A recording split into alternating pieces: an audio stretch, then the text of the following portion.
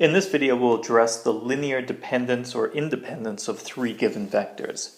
In this case, I'm going to ask the question, for which values of C, some real number here, are the three vectors v1, v2, and v3 in R3 linearly dependent?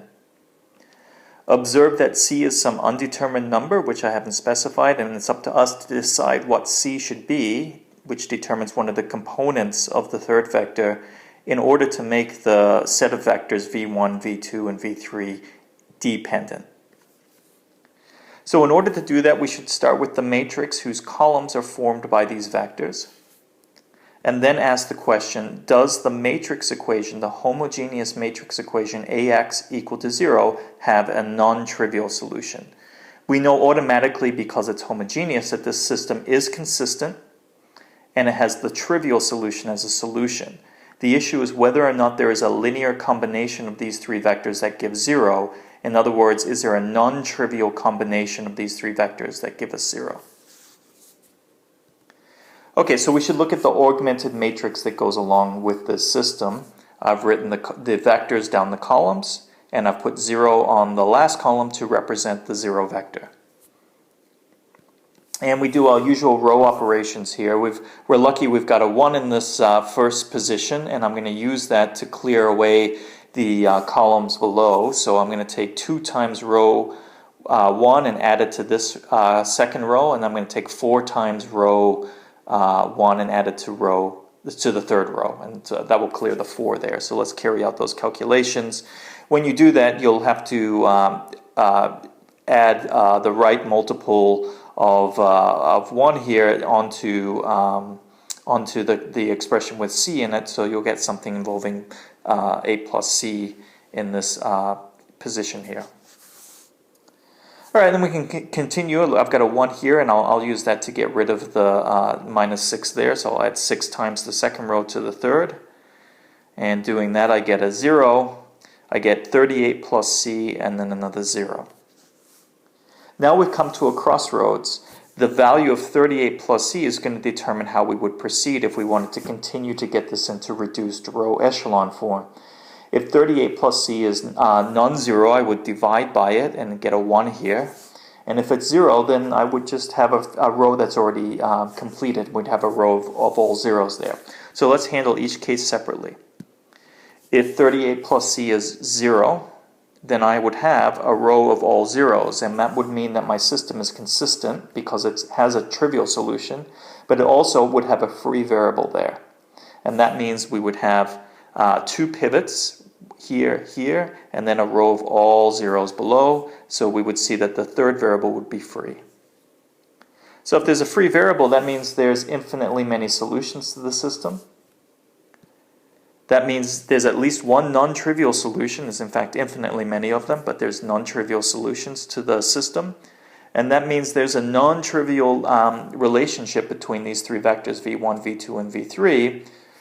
The non-trivial solutions to this system give me the weights of that relationship, and therefore these three vectors are linearly dependent. Now we'd handle the case where 38 plus C is non-zero, in which case it's consistent but there's no free variable. What would happen is we would have a third pivot here. We would divide by 38 plus C and have a 1 here, and we would have 3 pivots in each of the columns, and therefore no free variable. Therefore there would be only the trivial solution to the system, and that would imply that the three vectors are linearly independent. There's no relationship between them other than the trivial one with all weights being 0. So here's our conclusion. The three vectors, that set of three vectors rather, is linearly dependent if and only if C plus 38 is 0, in which case C must be equal to minus 38. Okay, let's look at this question from another angle. This is a related but different question. I've got my three vectors written here. And now I'm going to ask for what values of C is that third vector in the span of the first 2 vectors, v1 and v2. So I want you to, it's very important here to realize that this is a related question, but a very different question in some sense as well. So in order to answer the question about whether a vector is in a span, I should take the vectors I'm interested in and look at the matrix whose columns are those vectors. So I'm just taking A to be V1 and V2 now. And the question is whether or not the system AX equal to V3 is consistent. So this is different than before. Before I had the three vectors along the columns and I had the homogeneous equation. Now I have the two vectors that form the span, and I have the non-homogeneous equation with the vector I want to be in the span on the right side. So the question isn't whether or not there's a non-trivial solution, but the question is rather, is there a solution at all? So we should look at the augmented matrix. Now it's just two columns, and then the right-hand side will have V3 in it. We've already done the row reduction in the previous slide.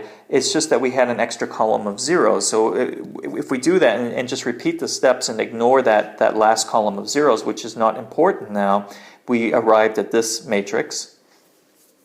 And again, we come to a crossroads. This is going to be consistent, is going to be determined whether or not I'm looking at a sensible equation in the third row here. So this system is consistent if and only if 38 plus c is equal to 0. If it's non-zero here, I have the second variable, x2, times 0 is equal to something that's not 0, and that's impossible. That would mean it's inconsistent. So immediately we see that if that number is 0 there, that's the only way it's going to be consistent. In this case, when 38 plus c is equal to 0, I see a row of all zeros in the third row, and I can now read off the single solution to this system of equations. x1 must be 17, and x2 must be equal to 5. So what that tells me is if I take those as the weights of the two vectors, that should give me v3. 17 times v1 plus 5 times v2 should give me v3. If you don't believe me, let's check. So let's take 17 times v1, take 5 times v2, and just do the math and see what happens here. And indeed, when I do that, I get 2, 1, and minus 38, which is exactly what v3 is in the case that c is equal to minus 38, which is the requirement of the system to be consistent at all. So our conclusion here is that v3 is in the span if and only if 38 plus c is equal to 0, if and only if c is equal to minus 38. Another way of looking at this is that the equation that I got above relating v3 is a linear dependence. So if I rewrite v3 on the right-hand side here, I see 17 plus v1 plus 5v2 minus 1 times v3 is equal to the 0 vector. This is a linear dependence. And so we come back to our original question on the previous slide. When c is equal to minus 38, that third vector is in the span. And as a consequence of that, the set of three vectors is linearly dependent. The relationship that forces v3 to be in the span forces these three vectors to have some dependency among each other. I want to finish this by just asking a true-false question that's related to this, but I want you to think about this. If I have three generic vectors now, u1 or u, v, and w, and I assume that the set that they form is linearly dependent, my question is, must it be true that the third vector w is in the span of u and v? In the example above, we saw that v3 was in the span of these two vectors, and as a consequence, the three vectors were linearly dependent. I'm now asking the question the other way. If I have three vectors that are linearly dependent, must one of them be in the span of the other two?